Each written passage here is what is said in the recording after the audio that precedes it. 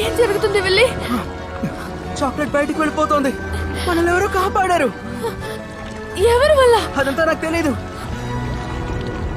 ఒక little orange man. అటు చూడు, the little orange man. Thank you little orange man, thank you. Oh yeah!